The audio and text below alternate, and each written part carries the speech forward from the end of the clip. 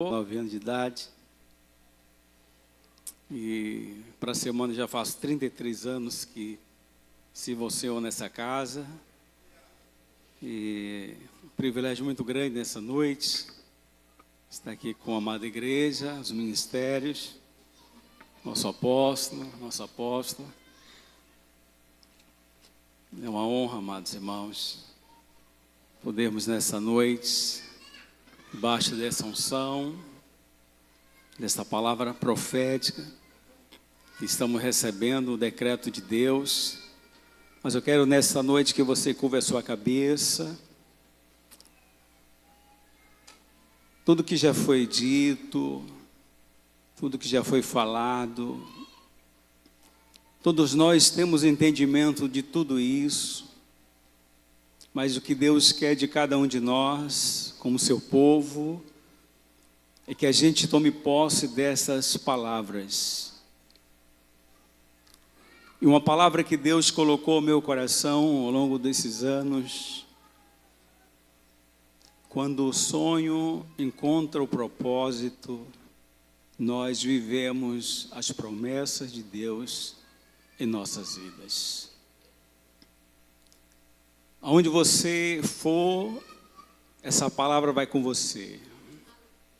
Aonde você pisar, esta palavra pisa com você. Aonde você tocar, esta palavra toca junto com você. Que essa palavra veio do coração de Deus para o seu povo, que são as promessas do Eterno. E quando você vai ler a Bíblia, são mais de 8.000 promessas do Senhor para cada um de nós. A gente já acorda com a promessa de Deus. E eu quero nesta noite declarar sobre a sua vida, nesses 12 dias proféticos. Hoje é o 5º dia, e esse que vos fala é o pastor Berdan, servo do Senhor. Eu subo nessa tribuna, nesta noite, com uma responsabilidade muito grande de transmitir a palavra do Eterno. Davi disse no Salmo 119, lâmpada para os meus pés é a tua palavra e luz para os meus caminhos. Eu guardei a tua palavra no meu coração para eu não pecar contra ti, Senhor. Sabe, irmãos, a gente precisa voltar para o Eterno. E quando Deus permite um momento como esse, um ajuntamento como esse, um ajuntamento profético, onde sonhos e projetos se encontram, aqui nós temos advogados, aqui nós temos professores, aqui nós temos engenheiros, aqui nós temos predeiros, aqui nós temos de diversas classes, pessoas que buscam os mesmos ideais, os mesmos sonhos, servir ao Senhor. Que nesta noite o Espírito do Eterno sopre sobre nós e que na nossa entranha a essência do caráter de Deus, através do seu Filho amado Jesus, que morreu na cruz. João capítulo 1, versículo 29. O João profetizou: eis o Cordeiro de Deus que tira o pecado do mundo.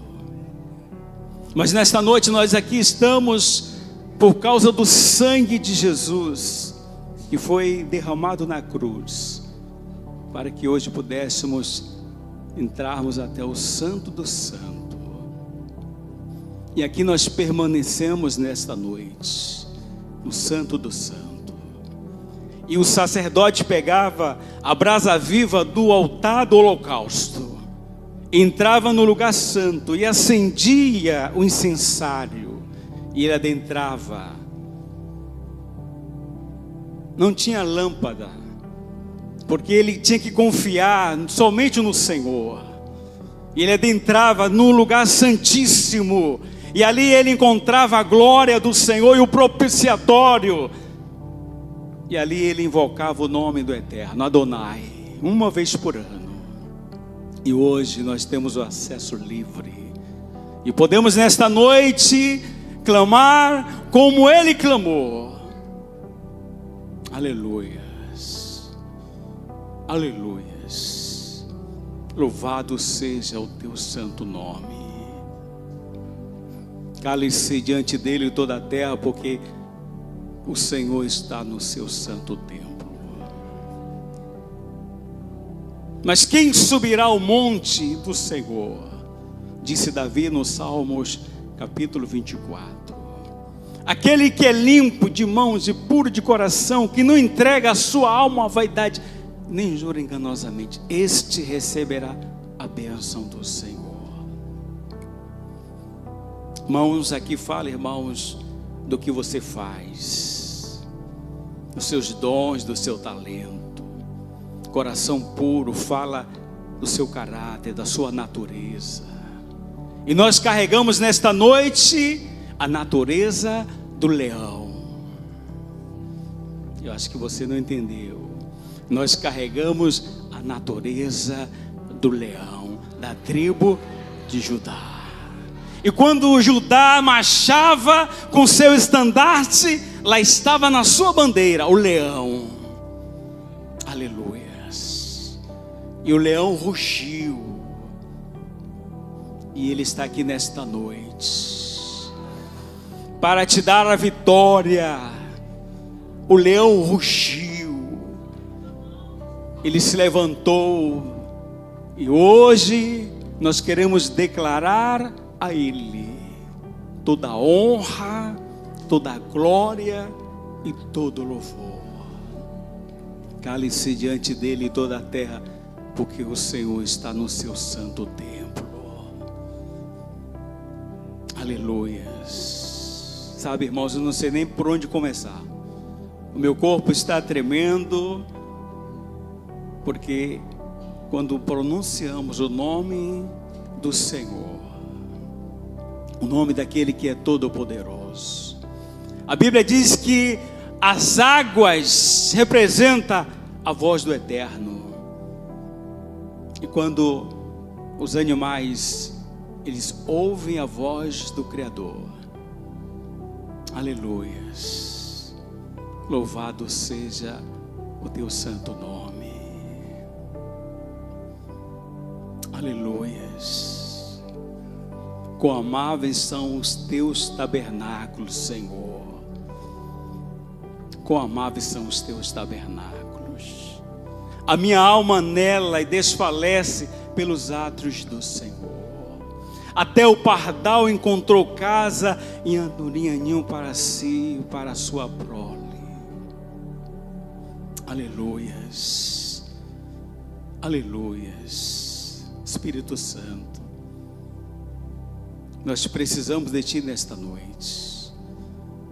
E hoje eu quero te convidar, assim como o Senhor fez na vida de Abraão, faz aqui nesta noite. Faz aqui nesta noite. Que o Senhor faça cumprir a promessa que o Senhor fez através de Abraão. Em nome de Jesus. Amém. Você dá um aplauso forte ao Senhor. Aleluias. Sabe, irmãos, os céus estão abertos e nós precisamos liberar decretos. E decretos são palavras que Deus traz para mudar não só uma geração, mas mudar a história de um povo. E aqui nós somos o povo de Deus. E hoje eu quero falar nesta noite o tema de Marcos capítulo 10.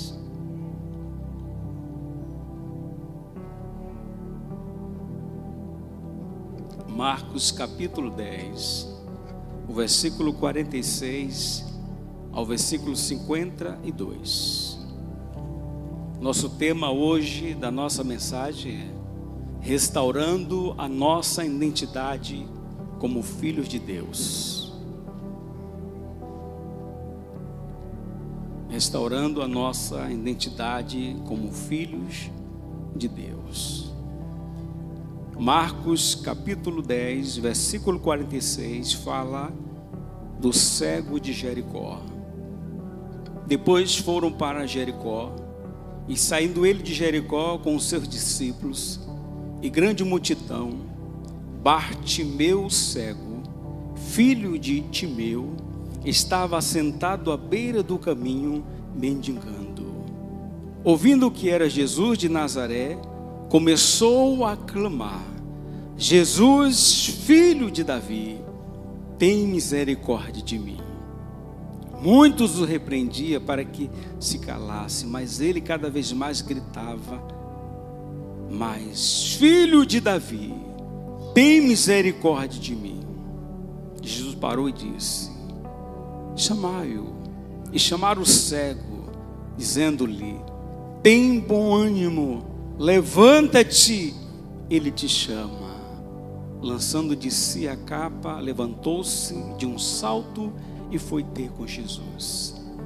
Perguntou-lhe Jesus: o que queres que eu te faça? É uma pergunta. O cego lhe respondeu: Rabi, eu quero ver. Disse-lhe Jesus: vai, a tua fé te salvou. Imediatamente ele tornou a ver e seguia Jesus pelo caminho. Tornou a ver. Então ele já enxergava. Então é sobre este moço que nós vamos falar. Quando nós estudamos o livro de João Marcos, que é o primeiro cristão, faz parte da igreja primitiva, e a Bíblia diz em Atos capítulo 12, que na casa de João Marcos, a mãe de João Marcos era Maria, tinha um núcleo de oração. E quando Herodes o Grande prendeu a Pedro, e a Bíblia diz que o anjo liberta Pedro, Pedro vai para a casa de João Marcos. E lá ele encontra um grupo de pessoas orando, intercedendo pela sua vida. João Marcos, ele vai ser o escritor do primeiro livro do Novo Testamento, que é o livro de Marcos. E ele aprendeu com o seu pastor, que é o pastor Pedro, que ensinou a ele sobre tudo de Jesus. Então, quando nós lemos o livro de Marcos, nós podemos ver Pedro contando para Marcos todas as experiências que ele teve com Jesus durante 3 anos e meio. E aí ele vai contar essa história do cego Bartimeu. Se você for ler lá em Mateus, você não vai encontrar nos escritos de Mateus o nome de Bartimeu.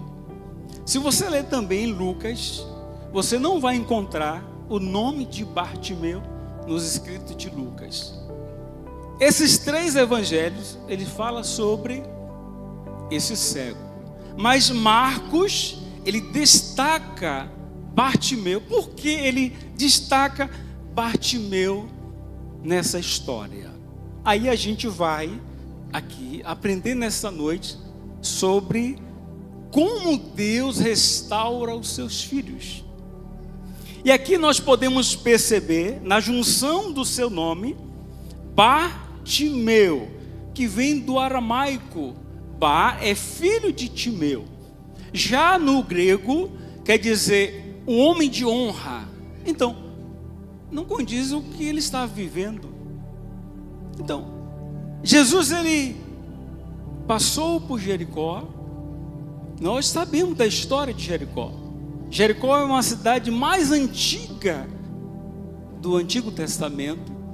E quando Josué, ele vai marchar para conquistar a terra de Canaã, a Bíblia diz que na batalha de Jericó, Deus destrói Jericó. Mas lá em Jericó, tinha uma família e uma pessoa chamada Raabe, a prostituta Raabe, que escondeu os espias do Senhor e pegou aquele cordão escarlate e colocou na sua casa. Era o sinal da aliança. E a Bíblia diz que quando Deus destrói a cidade de Jericó, Deus poupa a família de Raabe. E ela entra agora e faz parte da genealogia de Cristo. Aí agora nós podemos ver um descendente de Raabe, Bartimeu. A Bíblia fala que ele era cego e mendigo. Que situação! Ele vivia à margens da pobreza, da miséria. Não tinha naquele tempo auxílio, moradia, Bolsa Família, Minha Casa Minha Vida. Mas eu quero aqui, meus irmãos, também destacar algumas coisas importantes. Bartimeu, ele não era pobre, porque o seu pai era um homem muito rico. Mas quando Roma invade a Palestina e domina aquele território, ele saqueia todas as riquezas, o povo passa a pagar impostos e Bartimeu vai se encontrar nessa situação por causa de um jugo que Roma imprimiu sobre aquele povo. E eu fui buscar, para a gente aprender nessa noite, com a palavra de Deus, 6 pilares importantes que a gente vai ler hoje sobre restaurando a nossa identidade como filhos de Deus. Primeiro, o nome é a expressão do caráter. Segundo, o nome é a natureza ou futuro do indivíduo. Terceiro, o nome é uma declaração do que se esperava de quem o recebeu. Quarto, o nome é a pessoa. Então, você tem uma identidade, você tirou a sua identidade, lá na sua identidade tem lá o nome do seu pai, tem o nome da sua mãe, tem o seu nome, mas não é dessa identidade que eu quero falar. Eu quero falar da identidade que você tem com Deus. E essa identidade aqui, o diabo tem roubado de nós. E quando nós lemos na Bíblia, que é a palavra de Deus, que é a nossa bússola, e que nós devemos fazer uso todos os dias dessa palavra, porque é nela que nós encontramos palavra de vida. Se nós, como filhos de Deus, não estamos lendo a palavra do Eterno, se nós, como filhos de Deus, não estamos orando para buscarmos do Senhor aquilo que está no seu coração para o nosso coração, como nós iremos desfrutar daquilo que Ele já prometeu para nós? E muitas das vezes aqui, irmãos, dentro desse contexto aqui, Bartimeu, mesmo sendo cego, mas ele tinha a sua visão espiritual aberta. Muitos de nós enxergamos, mas não temos o conhecimento de quem é Deus na sua essência. Por quê? Porque o diabo, ele tem roubado isso de cada um de nós. E aí ele traz uma proposta para nós.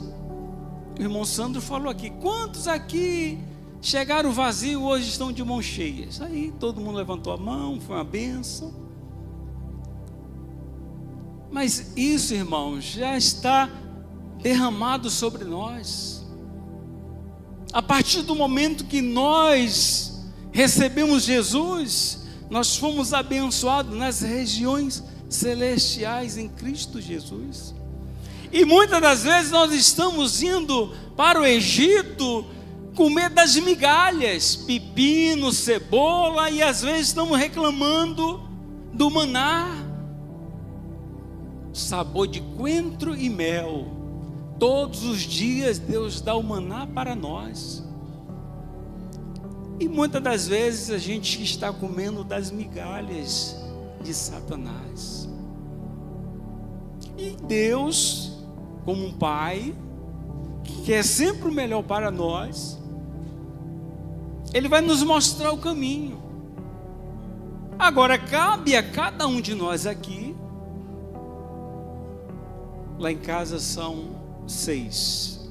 5 homens e uma mulher. Todos são filhos. Mas sempre tem um que vai dar mais trabalho. Mas todos são filhos. Eu dei muito trabalho à minha mãe. Eu sou mais velho. Dei muito trabalho. Já fui presa, apanhei da polícia. Fiz tanta coisa errada que eu me arrependo. Já usei drogas. Mas a minha mãe nunca me abandonou. Nunca. Porque eu sou órfão de pai. Ela sempre cuidou de mim. A paternidade de mãe e pai ao mesmo tempo. Quando alguém ia dizer para ela que eu estava fazendo coisa errada, a maternidade de mãe dizia: não, é meu filho. Sempre protegi.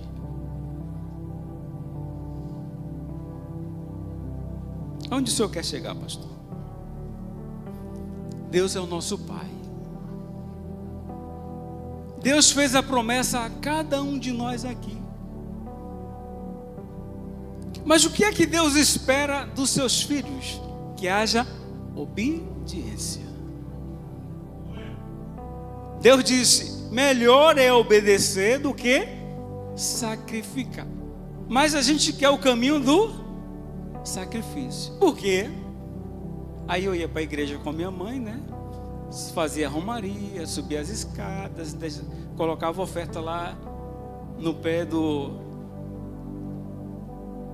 preto. O sacrifício, a gente sempre quer isso. Mas o caminho da obediência que Deus espera de cada um de nós,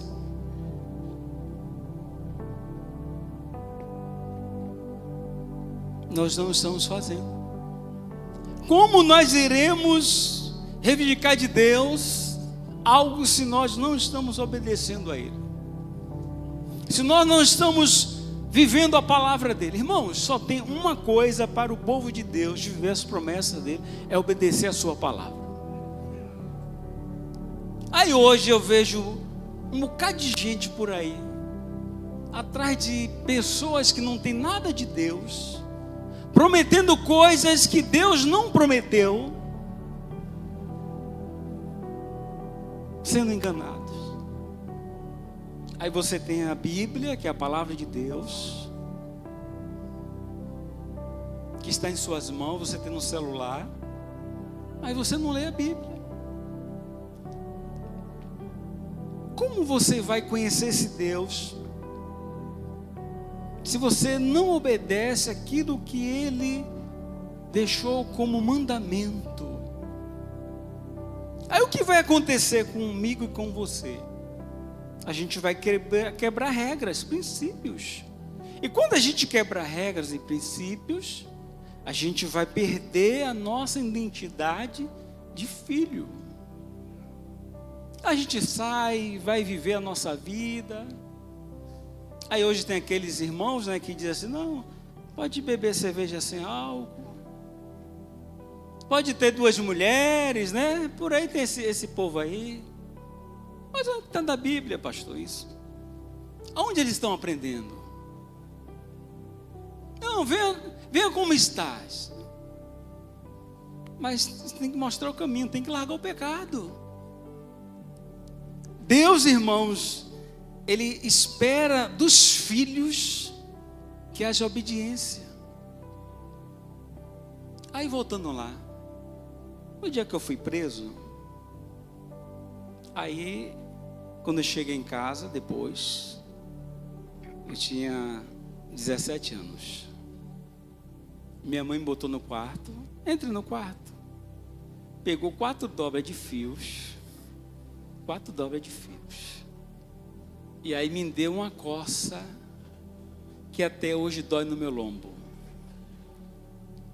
Eu não fiquei revoltado, eu agradeço muito a ela por essa coça que eu tomei, porque foi essa coça, essa surra, que me fez entender que eu precisava andar nos trilhos. Logo depois, os meus colegas foram morrendo, a polícia foi matando. E aí eu vim para Galileia em 94, com 19 anos.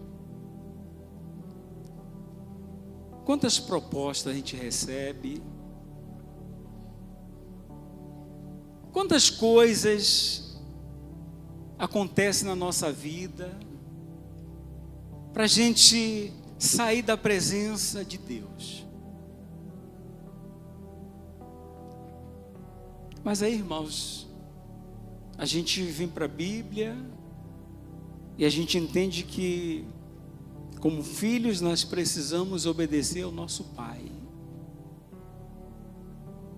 Imagine quando Enoque tinha 35 anos. 35 anos. Ele começou a entender alguma coisa que iria acontecer. E a Bíblia diz que quando Enoque completou 65 anos, Deus começou a falar com ele. E ele teve Matusalém. Enoque andou com Deus 300 anos. Mas por que ele não andou antes? Isso me intrigava. Eu perguntava em oração sempre a Deus: por que ele não andou com o Senhor antes? Porque ele conhecia as histórias dos seus patriarcas. E só depois de 65 anos que ele tem Matusalém. E Matusalém vai viver 969 anos. Sabe, irmãos, Deus disse para Enoque: seu filho Matusalém vai viver, e quando ele morrer eu vou destruir toda essa geração. Vou destruir com o dilúvio. E quando Matusalém completa 965 anos, Deus recolhe Matusalém. Aí entra Noé. E Deus destrói. Mas Deus não é pai? É. Mas os rebeldes, Deus pune. Deus castiga. A vara da correção, que é a Bíblia, tem que ser pregada, irmãos. Deus é pai e Ele espera dos seus filhos obediência. Mas muitas das vezes, por não obedecermos a palavra dEle, estamos nos perdendo. Aí você chega no trabalho, você encontra um grupo de pessoas, aí convida você, você vai para a festa, não tem problema não você ir para a festa. E você vai, bebe. Aí você vai se perdendo. Você perde a sua identidade de filho. O pecado vai destruindo você. Aí o que Deus faz? Ele traz você para perto dele. Através da sua palavra. O Espírito Santo começa a incomodar você. Eu não preciso mais fazer isso. Sabe? Eu não preciso mais fumar, nem beber, nem me prostituir. E olha que isso é bom para a carne. Mas o meu espírito precisa estar conectado com Deus. Aí, irmãos, entra o poder da restauração. E ele estava lá, à beira do caminho, e ele clama por Jesus, filho de Davi. Mas quem contou a ele que Jesus era filho de Davi?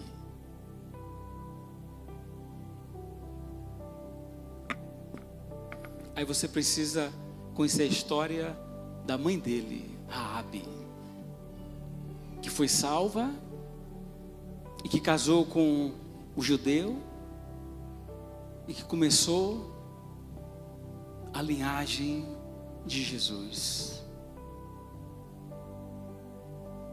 As tradições eram contadas de pai para filho. Aí eu me lembro que quando meu avô minha avó contava as coisas para minha mãe. Como era diferente, né? E olha que eles não tinham o conhecimento que nós temos. E hoje nós temos o conhecimento da palavra e não somos como os nossos pais, que tinham temor a Deus. Vai chover, esconde tudo. Botava o pano no espelho, guardava as facas. Fica todo mundo quieto, desliga o radinho, não pode fazer zoada, Deus está falando. Olha como era diferente a geração. O excesso dos nossos pais foi bom, irmãos, isso foi. Aí vem uma nova geração da tecnologia, que não respeita a Deus, que não teme a Deus, que vive pior do que os animais. Aí você acha que Deus, que está vendo tudo isso, como é que Ele vai reagir?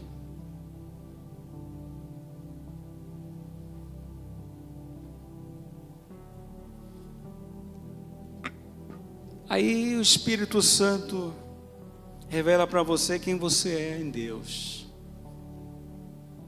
Aí você vem para aqui, para a igreja, aí fica nos 12 dias e tem encontro com Jesus, sua vida é mudada, transformada. Deus cura você, Deus te liberta. E agora Ele começa a colocar dentro de você o seu caráter, a sua natureza. E o quinto nome representa tudo que você é e tudo que nós sabemos sobre você.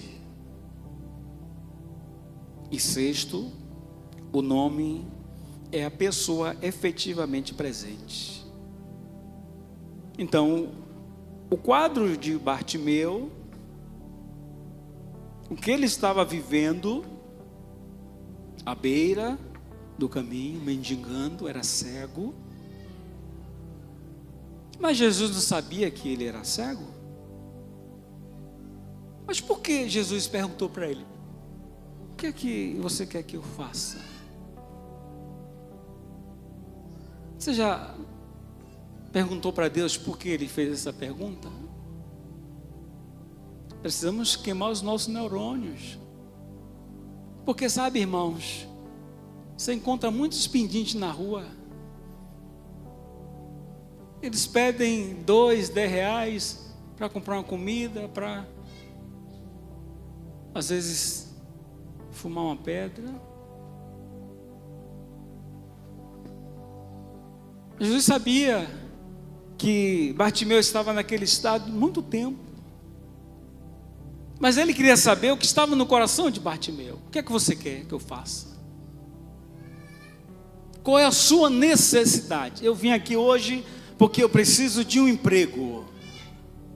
Essa é a necessidade de muitos aqui. Eu preciso que Deus cure alguém na minha casa que está doente. Sim, é uma necessidade dessa outra pessoa. Mas qual é a sua necessidade?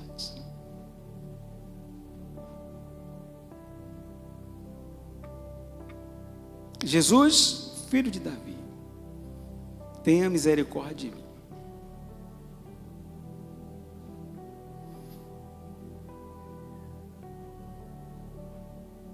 O que queres que eu te faça? Em Bartimeu.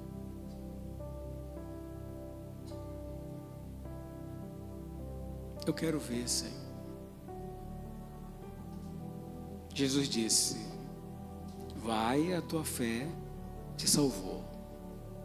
Imediatamente ele tornou a ver e seguia Jesus pelo caminho. Ele não disse que ele está seguindo o pastor Alberdan. Ele está seguindo Jesus. Qual a ideia que você tem da igreja, de Deus? Eu estou indo lá porque o meu líder mandou eu ir por 12 dias. Ah, eu congrego na Galileia porque eu recebi uma graça lá e eu estou lá. E isso não define Deus para você. Porque se a gente vir para a igreja só buscar os pães e os peixes, a gente está ferrado. Porque vai ter dia que Deus não vai dar e você vai ficar zangado com Ele. Ah, hoje eu estou meio brabo, não vou para a igreja não. Por quê? Perdi o emprego, estou com o cartão atrasado. Mas a identidade revela quem você é. E se nós estamos falando aqui nessa noite sobre restaurando a nossa identidade como filho de Deus, essas coisas seculares não têm sentido, irmãos. Porque o mais importante aqui nessa noite é o que Deus vai fazer na minha alma, na sua alma. Porque a gente pode sair daqui e ter essas necessidades supridas, né? A gente compra um carro, aí eu me coloco na fala do pastor Sandro. Eu cheguei aqui, não tinha nem uma sandália no pé. Deus me deu a oportunidade de eu comprar o meu primeiro carro em 2010. Aí eu já estou no terceiro carro. Aí eu já estou pensando em comprar um mais novo, porque esse que eu estou agora não... Mas olha o que a gente é tendencioso. Ah, eu quero comprar uma casa, a gente compra uma casa. Daqui a pouco a gente não quer mais aquela casa. O que está fazendo você pensar nisso é porque você perdeu a sua identidade de filho. Porque o dono do mundo, o leão, que tem o ouro e a prata, Deus não tem dificuldade nenhuma, irmãos, a gente dá uma casa na praia, em você ter 1 milhão na conta, Deus não tem dificuldade. Porque quando o povo saiu lá do Egito, o povo saiu com ouro e prata, e a Bíblia diz que não houve um só enfermo. Salmo 105, versículo 35. Não houve um só enfermo, até os animais Deus poupou. Então isso quer dizer que Deus não tem dificuldade em nos abençoar. Mas o problema é o nosso coração. Quando a gente recebe essas bênçãos de Deus, o que a gente faz com essas bênçãos?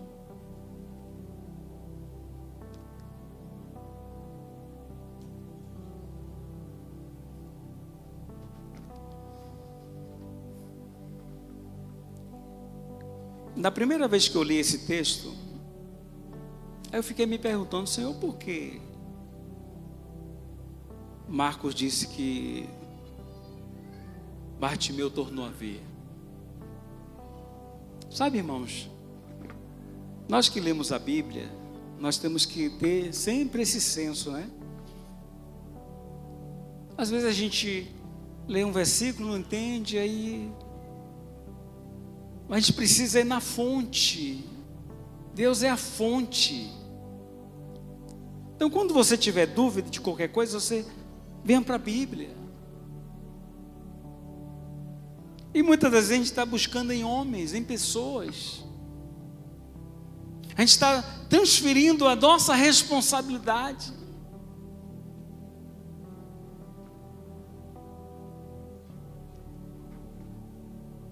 O filho, ele é herdeiro de tudo. Se ele é herdeiro de tudo, então não lhe falta nada.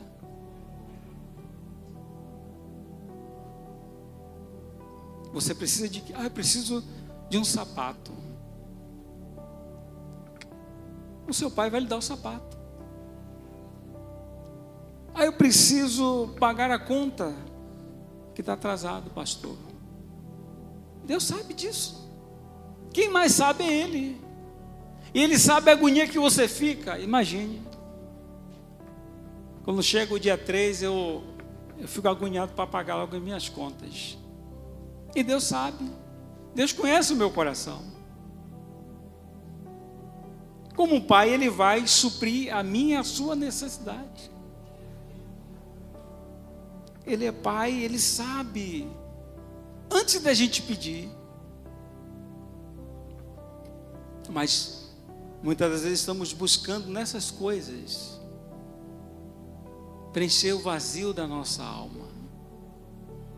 Quantas pessoas que conquistam, mas elas nunca estão satisfeitas. Por quê? O vazio da alma só é preenchido através do Espírito de Deus. Quando a gente perde esses irmãos, eu achei uma foto minha de 33 anos atrás. Eu custei acreditar que era eu. Só tinha um osso. E o cavalo do lado, né, que eu estava carregando, estava mais gordo do que eu. Eu falei, é isso mesmo? Imagine, o pecado faz isso, irmãos. O pecado, ele destrói o homem. O vício destrói o homem. Tira o homem da presença de Deus. Mas quando ele passa a ter encontro com Jesus, a sua vida é transformada.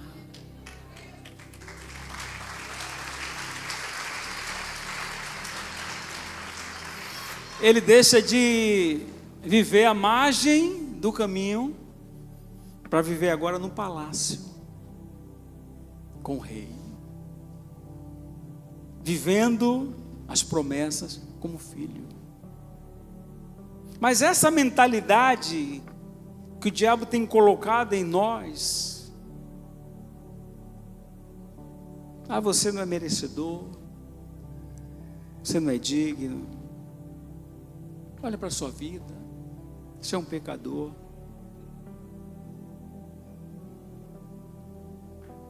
Aí você vai lembrar a palavra do Senhor para você: maior é o que está em você do que o que está no mundo. Mas se você não obedecer esta palavra, não tem como você viver as promessas de Deus. Você vai para o monte, você ora, mas você não obedece a palavra. E Deus, irmãos, Ele quer tratar hoje a nossa natureza. Nós carregamos a natureza de Adão, a natureza caída. E Deus quer colocar dentro de nós a natureza do último Adão, que é Cristo. Que não mais vivemos essa vida miserável, de pecado. A pessoa não consegue se libertar. Domingo ela está na igreja, ela dizima, mas durante a semana ela está no mundo, está nas festas. Ela gosta da palavra, ela gosta do louvor, vem à igreja domingo e oferta e dizima. Mas a sua vida não é transformada. Por quê? Porque ela precisa ser restaurada. Deus precisa restaurar nessa noite a minha e a sua vida. O pecado, ele vem e ele nos afasta de Deus. E a gente perde a essência do caráter de Deus. A gente perde o amor, porque o amor é o próprio Deus. E o pecado, ele vem e destrói isso. Aí quando você encontra alguém na rua, imagine, a pessoa fica a noite toda bebendo, se prostituindo. Aí você olha para aquela pessoa e vê o espírito maligno destruindo aquela vida. Ela não tem a essência de Deus, ela está no pecado. E nós, como filhos de Deus, nós precisamos viver a promessa do Senhor aqui, no trabalho, aonde você for. Sabe, irmãos, a maior dificuldade que nós temos não é na igreja, não. Aqui todo mundo é crente. Mas eu pergunto para você, quando você está sozinho, essa é a maior dificuldade. Quando você está lá no trabalho que o seu apóstolo não está te vendo, A sua pastora Etienne não está te vendo.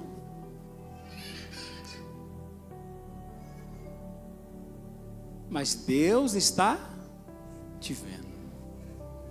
Como é o pastor Bedano lá na empresa, na Moraes de Castro?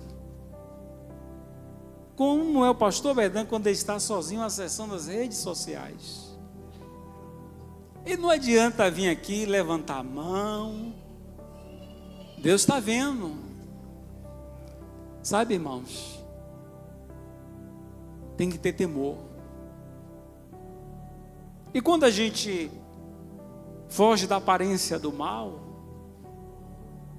é porque nós já entendemos que nós precisamos viver a essência de Deus, do caráter de Deus. E quando Deus se manifesta através de nós, através do seu Espírito, a gente conhece quem é dele. Você conversa com alguém no trabalho que diz ser crente, você conhece logo se aquela pessoa é de Deus ou não.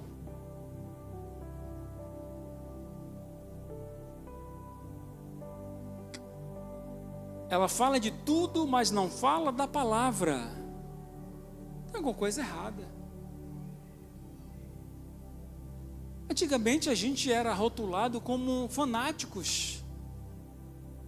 Não tinha tanta igreja em Simões Filho, só tinha 2, 3 igrejas. A gente era fanático, ali os fanáticos. As pessoas não queriam muita coisa com a gente, não. Hoje não. A gente está de mão dada com o mundo. Tem alguma coisa errada, não tem não? Tem alguma coisa errada. Se no trabalho você não é perseguido, tem alguma coisa errada. Se as trevas não estão te perseguindo, tem alguma coisa errada. Porque o diabo, ele vai sempre buscar tirar os santos da presença de Deus. Pedro diz que o diabo, ele ruge e ele anda ao derredor buscando a quem tragar. Ah, pastor, não precisa orar não, eu já oro na igreja. A gente ia para as escolas, a gente orava. Fazia cultos na escola. Juntava aqueles jovens, 12, 10 irmãos, ficava ali pregando a palavra. Aí falava assim, vem aqueles arruaceiros, os da capa preta, né? Olha, ainda tem um aqui ainda, capa preta. A pessoa tinha medo desse livro aqui, capa preta, né? É a Bíblia. Corra desses que andam com a capa preta. Hoje o irmão anda com a capa rosa e não mete medo nem no diabo que está ali na esquina. Corra da capa preta. Esse povo que anda com a capa preta, corra. Eu vou te dizer aqui algo que aconteceu comigo. Eu tinha um colega que a família dele era toda do candomblé. Família toda. E aí a gente começou a ir na casa dele. A gente foi criado junto, depois a gente veio para a igreja, a gente começou a evangelizar ele. Aí o diabo falava assim lá para ele lá, ó, não deixe esses da capa preta entrar aqui não. Quem era esses da capa preta? Era nós, os cristãos, que orava, que clamava, que buscava a Deus de dia e de noite. Não tinha cansaço, irmãos. Aí hoje, eu vou aqui pegar você hoje. A gente não tinha nem dinheiro para ir tomar um transporte. A gente saia daqui todos os dias lá para Cristo Reis evangelizar, pegava toda a juventude e ia para o Cristo Reis evangelizar. Meu pastor Kiko está ali, ó. A gente ia, chegava lá nas casas, os demônios se manifestavam. Hoje 95% dos irmãos membros dessa igreja tem carro, moram perto da igreja. Aonde eu quero chegar com isso? Que aquela geração que não tinha, que buscava a Deus, que não dormia, porque não tinham o que comer, não tinham o que vestir, a única coisa que tinha era vir para a igreja, evangelizar e pregar. Hoje todo mundo está com a vida restaurada, tem carro, tem casa, mas tem muitas pessoas que não é feliz, porque a felicidade é um estado de espírito, não está nos bens que você tem, naquilo que você conquista, não está no seu trabalho, é um estado de espírito, irmãos. É você que decide. Porque eu recebi uma promoção, aí você fica feliz, daqui a pouco aí aquilo ali já é um peso, responsabilidade. Comprei o carro, mas tem que pagar 60 vezes o banco. Mas quando você entende que você está em Deus, sabe, irmãos, quando o apóstolo falou assim, eu não consegui pagar a energia da igreja, tive de tomar o cartão emprestado de uma irmã. Será que isso não mexe com você, não? Sabe, irmãos, eu cheguei aqui, eu não tinha nem trabalho.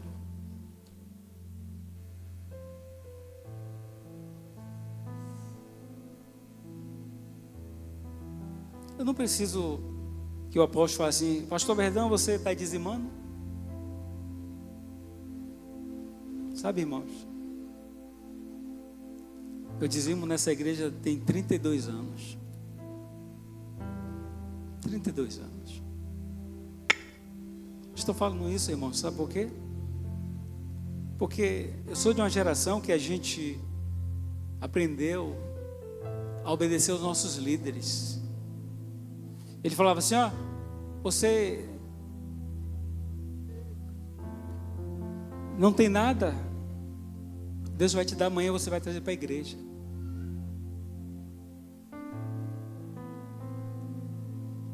Sabe? Em 2002 a gente foi para Brasília, o Congresso da Visão. Eu paguei R$500 para ir para o Congresso da Visão, lá em Brasília.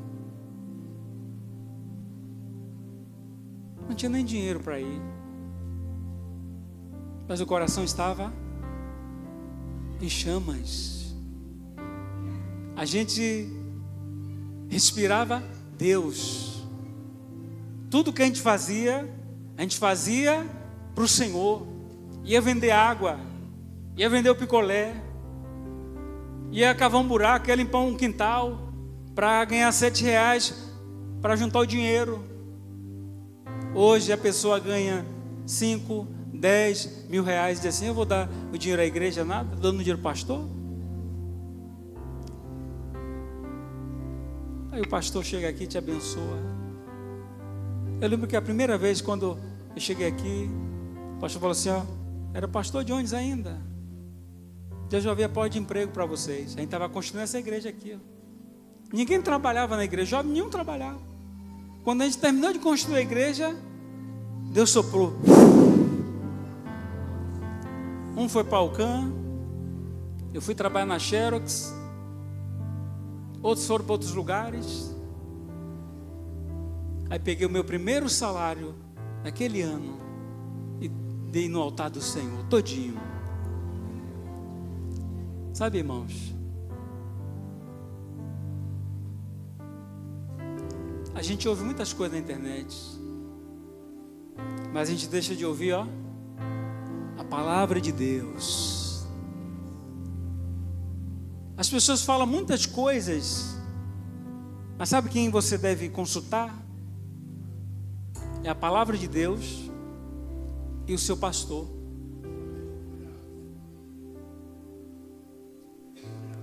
É o seu pastor que, quando você está com seu filho doente, que leva lá no hospital e vai com você. É o seu pastor que, quando você está precisando, ele vai e te ajuda. Às vezes chegava cansado do trabalho.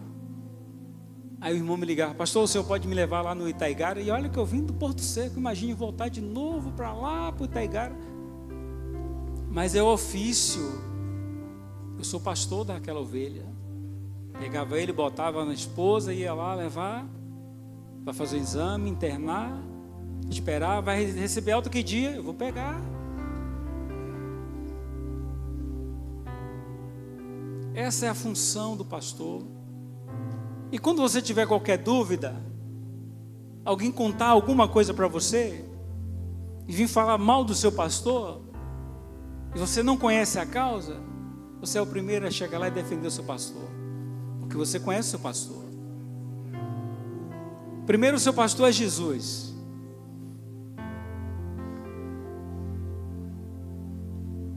E depois, esse homem que Deus colocou para cuidar desse ministério, que é o apóstolo Jones, a apóstola Débora. Então nós estamos debaixo, irmãos, de unção, e Deus quer restaurar. E os 12 dias proféticos é um alinhamento de espírito para que as promessas do Senhor se cumprem em nossas vidas. Sabe, eu já vivi tanta coisa boa aqui nesse ministério, tanta coisa boa.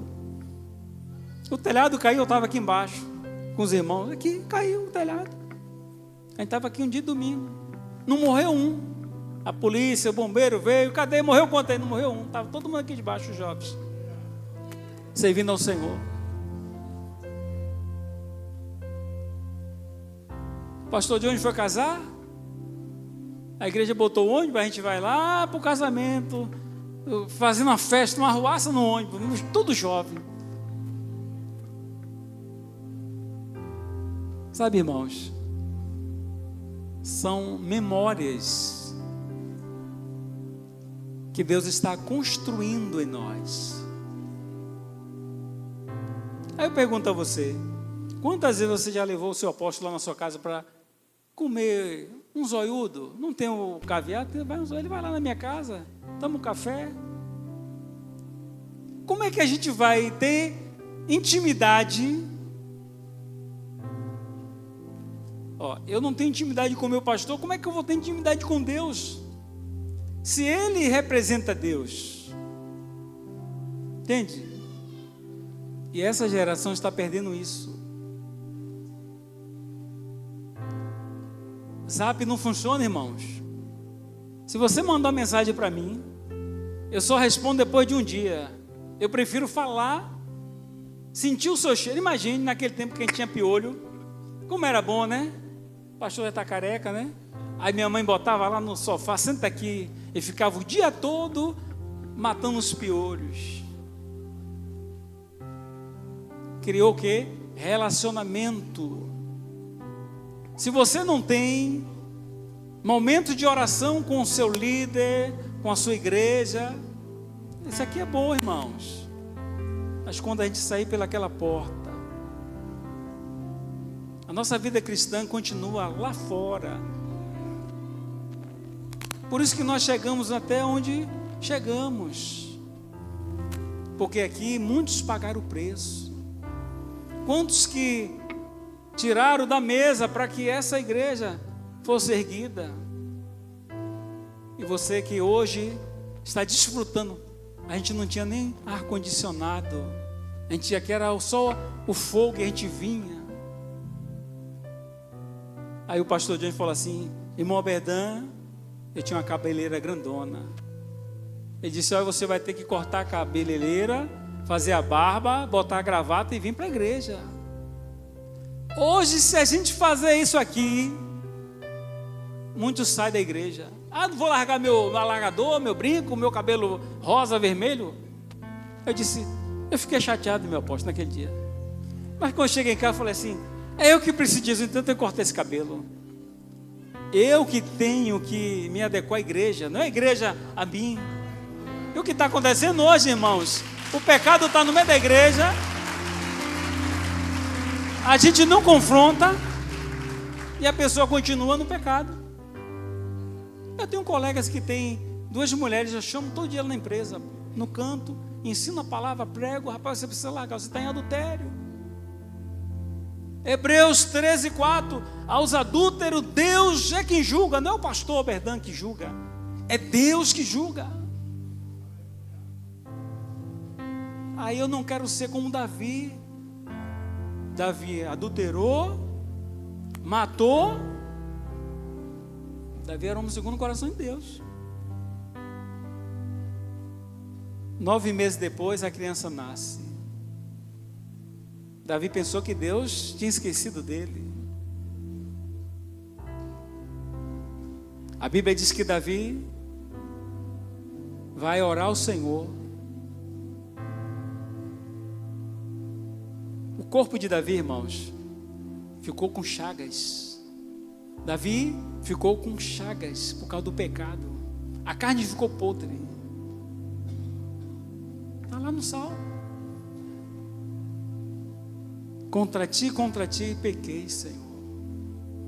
Davi não teve um dia de sossego. Um dia. Deus disse a ele: eu não vou te matar não, Davi, mas aquilo que você plantou você vai colher.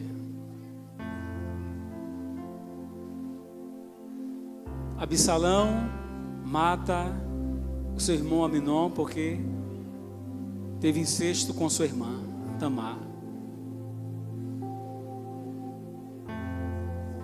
Adonias, filho de Davi, quando Davi estava com 70 anos, velhinho, já para morrer, vem a notícia: Davi, você precisa se levantar, porque você prometeu o trono a Salomão. Se você não se levantar, Adonias vai tomar o trono e vai destruir tudo aquilo que você prometeu. Ele chama o profeta e ele faz a oração. Deus unge Salomão. Foi salvo? Foi. Mas ele carregou até o último dia as consequências. Aí a gente peca, esconde de Deus, mas vem a colheita, irmãos. Vem a colheita. E o pecado faz isso. O pecado, ele separa o homem de Deus. Mas Deus poupou Davi. E nós estamos aqui hoje lendo a história de alguém que clamou: Jesus, filho de Davi.